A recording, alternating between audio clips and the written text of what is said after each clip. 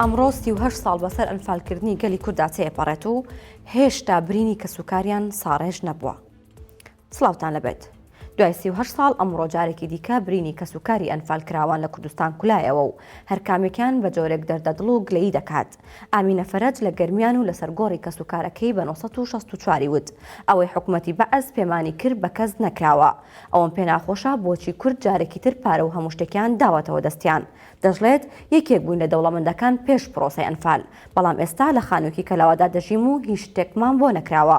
هەروەها عەباس ڕەمزی کەسوکاری ئەنفالە لە خورماتوو دەڵێت تەمەنا دەکەم ئێسک و پرووسکی باوکم و مامە ببینمەوە کە بە زیندە بەچاڵ کراون و دەژڵێت دادگای عێراق داوای تۆمەتبارانی ئەنفال دەکات. داواکارین حکوومەتی هەرێم تاوانبارانی ئەنفال ڕادستی دادگای عێراق بکات بۆ ئەوەی بە سزای خۆیان بگەن. عەباس داواش دەکات مۆنۆمنتێک بۆ شەهیدان و ئەنفالکراوانی خورمات و دروست بکرێت وەک شارەکانی دیکە ڕێز لە قوربانیەکانیان بگیرێت.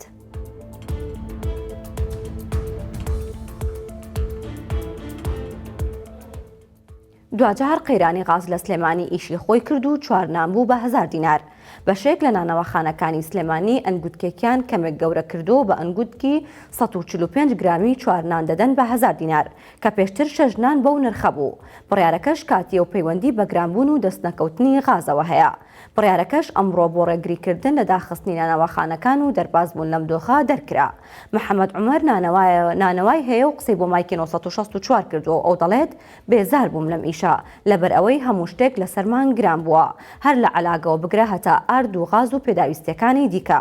دەژڵێت لای ئێمە 4 نان بە 1000 دینارە، گونکەکانیشمان 140 بۆ 145 گرامە، بەڵام لە هەندێک شوێن 6 نان دەکەن بە 1000 دینار کە لەوێ گونکەکان 105 بۆ 110 گرامە.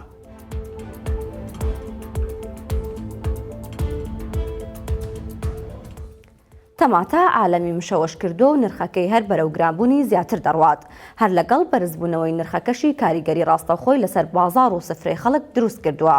فەریدون حەوێز کاسبکارە لە عەلوەی هەولێر ئەمڕۆ قسەی بۆ 1964 کردووتی پێشتر کیلۆیەک تەماتە بە 400 بۆ 500 دینار بوو، ئێستا بە 1500 بۆ 2000 دینارە.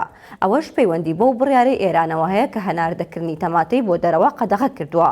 بەڵام ئەوەش دەڵێت ئەم گرانبوونە کاتی و ئەگەر بەرهەمی خۆمان پێ بکات بە دڵنیاییەوە هەرزان دەبێتەوە. پامنێری 1964 ئەمڕۆ شوێ ناو بازاڕی پایتەخت و پرسیاری ئەوەی کرد ئایا گرانبوونی تەماتە کاریگەری لەسەر چێشخانەکان هەیە؟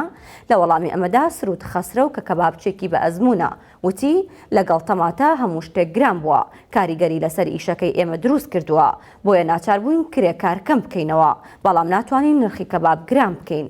ئەو کەبابچێ دەڵێت درۆ نییە ئەگەر بڵین هەندێک ڕۆژ لە زەرەر داین بەهۆی ئەو دۆخەی کە هاتۆتە پێشەوە.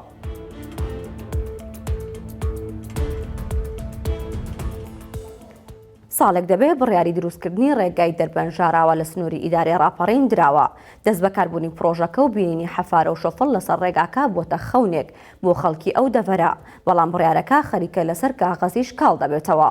ئومێد حەمە ئەحمەد بەڕێوەبەری گشتی بەڕێوەبەراتی کاروبار و ڕێگاوبان و ئاوەدانکردنەوە نیشتەجێکردنی ڕاپەڕین بە 1964 وت پرۆژەکە ڕەزامەندی ئەنجومەنی وەزیرانی بۆ وەرگیراوە بە تێچووی 33 ملیار دینار، بەڵام پرۆژەکە گەورەیە و 8 پردی تێدایە، دەمانەوێت بدرێت بە کۆمپانیایەکی پرۆفیشناڵ و ئیشی تێدا بکات. وتیشی ئومێد دەکەین ئەمساڵ کۆمپانیایەکی باشوەری گرێت و دەست بەکار ببێت، نامانەوێت بدرێت بە کۆمپانیایەک کە لە نیوەی ئیشەکەدا ڕای بگرێت. ئومێد حەمە ئەحمەد هەر لەبەر قەیرانی دارایی چەند پرۆژێکی دیکەی لە سنووری ئیداری ڕاپەڕین ڕاگیراون، ئەگەر پارە هەبێت ئیشیان تێدا دەکرێت.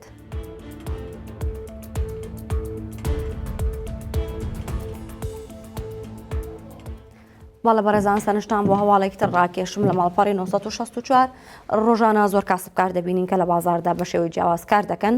لە هەڵەبجە عەرەبان چییە کە کاری فرۆشتنی سەوزە و میوە و گیابەهاریەکان دەکات بە شێوازێکی جیاواز، خەریکی ئەم کارەیە بە شێوازێکە کە کارەکەی بۆتە جێگەی سەرنجی خەڵکی هەڵەبجە و چواردەور و دەوروبەری. وای لێ هاتۆ خەڵک لە دەرەوەی شار کە بینەری ئەم ڤیددیوانەی ئەم دەبن خۆیان لە دەرەوەی شارەوە دێنە هەڵەبجە بۆ کڕینی بەرهەمەکانیان یاخود ئەوە تا داوا لە کەسێک دەکەن کە بەرهەمەکانی باوکی لاویان بۆ بکرێت و بۆیان بباتەوە. ئەمە قسەی باوکی لاویە کە ئەمڕۆ قسەی بۆ مایکی 1964 کرد و باز لەوە دەکات کە من بەرهەمی جۆرا و جۆر و جیاواز بەیەکەوە فرۆشم. هەر بۆ نمونە ئەمڕۆ لەسەر عەرەبانەکەی کاهوو هەیە لەگەڵ سیر خۆی باز لەوە دەکات دەڵێ ئەگەر لە لای باوکی لاوی نەبێ فیل ناتوانێت ئەمانە بەیەکەوە بفرۆشێت. هەواڵەکانم پێشکەشکردن هەر شاد بن.